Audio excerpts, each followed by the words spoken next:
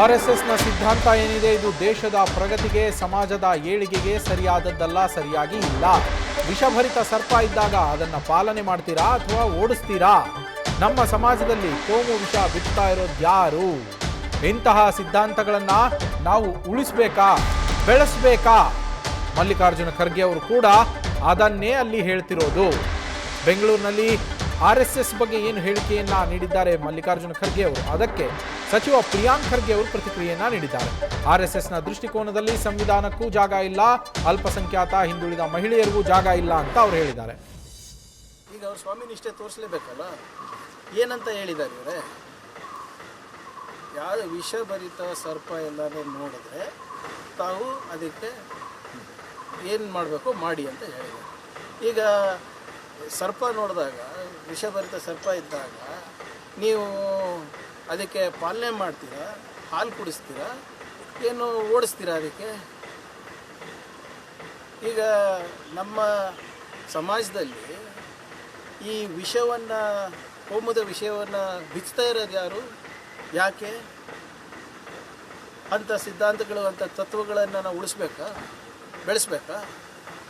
ಅದನ್ನೇ ಹೇಳ್ತಾ ಇರೋದು. ಇವಾಗಿಂದ ಅಲ್ಲ, ಮುಂಚೆಯಿಂದನೂ ಹೇಳ್ತಾ ಇದ್ದೀವಲ್ಲ. ಈ ಸಿದ್ಧಾಂತ, ಈ ತತ್ವ ಏನಿದೆ RSS, ನಮ್ಮ ದೇಶದ ಪ್ರಗತಿಗೆ, ಸಮಾಜಗಳ ಏಳಿಗೆಗಾಗಿ ಸರಿ ಇಲ್ಲ. ಆ ದೃಷ್ಟಿಕೋನದಲ್ಲಿ ಸಂವಿಧಾನಕ್ಕೂ ಜಾಗ ಇಲ್ಲ.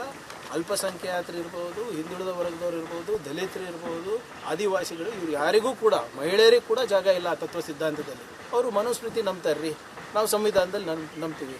ಮನುಸ್ಮೃತಿ ತತ್ವ ಬೇಕಾ ನಿಮಗೆ? ಸಂವಿಧಾನ ತತ್ವ ಬೇಕಾ ನಿಮಗೆ? ಅದು ಅವ್ರು ತಿಳ್ಕೊಬೇಕಲ್ಲ. ಆಮೇಲೆ BJP ಅವ್ರು ಯಾಕೆ RSS ಬಗ್ಗೆ ಇಷ್ಟು ಪ್ರತಿಪಾದನೆ ಮಾಡ್ತಾ ಇದ್ದಾರೆ? RSS ಮೋಹನ್ ಭಾಗವತ್ ಅವರು ಹೇಳಿದಾರಲ್ಲ, BJP ಅವ್ರು ನಮ್ಗೆ ಅವಶ್ಯಕತೆ ಇಲ್ಲ, ನಾವು ಸಮರ್ಥನೆ ಮಾಡ್ಕೋತೀವಿ ಅಂತ. ಮಾಡ್ಕೊಳ್ಳಿ, ಬಂದು ಅವರು. ಬಟ್ ಮೊದಲ ಬಾರಿಗೆ RSS ಒಂದು ಕಂಪ್ಲೇಂಟ್ ಕೊಟ್ಟಿದೆ ಸರ್ ಇದೇ ವಿಚಾರ. RSS ಹೆಂಗೆ ಕೊಡೋಕ್ಕಾಗುತ್ತೆ?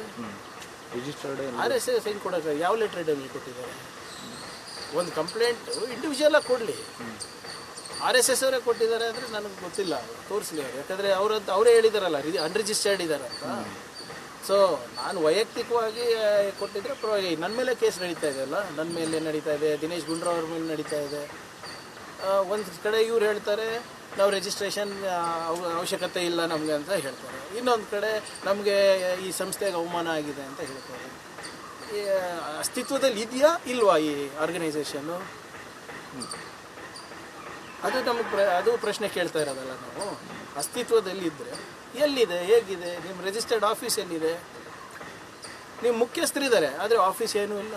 ಮುಖ್ಯಸ್ಥರಿದ್ದಾರೆ, ಆದರೆ ನಿಮಗೆ ಯಾವುದೇ ರೀತಿಯಾದಂಥ ಇನ್ಕಮ್ ಟ್ಯಾಕ್ಸ್ ಇಲ್ಲ. ಈ ಆರ್ಗನೈಸೇಷನಿಗೆ ಮುಖ್ಯಸ್ಥರಿದ್ದಾರೆ, ಅಲ್ಲಿ ಖರ್ಚು ವೆಚ್ಚ ಇದೆ, ಆದರೆ ಇನ್ಕಮ್ ಟ್ಯಾಕ್ಸ್ ಕಟ್ಟಲ್ಲ. ಇದೆಂಥ ದೇಶ ಪ್ರೇಮಪ್ಪ, ಇದೆಂಥ ದೇಶಭಕ್ತಿ? ಅಂದರೆ ತೆರಿಗೆ ವಂಚನೆ ಮಾಡೋದು ದೇಶಭಕ್ತಿನ? ಈಗ ಎಲ್ಲರೂ ಮಾಡೋಕ್ಕೆ ಸ್ಟಾರ್ಟ್ ಮಾಡ್ತಾರೆ. ಮತ್ತೆ ಸರ್, ವಿಷ ಸರ್ಪನ ಹಿಡಿದು ಕಾಡಿಗೆ ಓಡಿಸಿ ಅನ್ನೋದು ಮಾತ್ರ ಅರ್ಥ ಆಗಿತ್ತ? ವಿಷ ಸರ್ಪನ ಏನು ಮಾಡ್ತೀರಾ ಸರ್ ನೀವೇ ಹೇಳಿ? ಯಾವುದೋ ಸ್ನೇಕ್ ಶಾಮಿ ಕರೆಸ್ತೀರಾ? ಅವರೆಲ್ಲ ಹೋಗಿ ಕಾಡಿಗೆ ಬಿಡ್ತಾರೆ ತಾನೆ. ಅಕಸ್ಮಾತ್ ಸ್ನೇಕ್ ಶಾಮ್ ಅವ್ರು ಸಿಕ್ಕಿಲ್ಲ, ಅವಾಗೇನು ಮಾಡ್ತೀರಾ? 3 ಜನ ಏನು ಮಾಡ್ತಾರೆ ನೋಡಿ? ಒಂದು ತತ್ವ ಸಿದ್ಧಾಂತ ನಮ್ಮ ದೇಶದ ಏಳಿಗೆಗೆ ಸರಿ ಇಲ್ಲ ಅಂದರೆ ಅದನ್ನ ಅಳವಡಿಸ್ಕೋಬೇಕು. ನ್ಯೂಸ್ ಫಸ್ಟ್, ನಿರ್ಭೀತಿಯಿಂದ ನಿಮ್ಮ ಪರವಾಗಿ.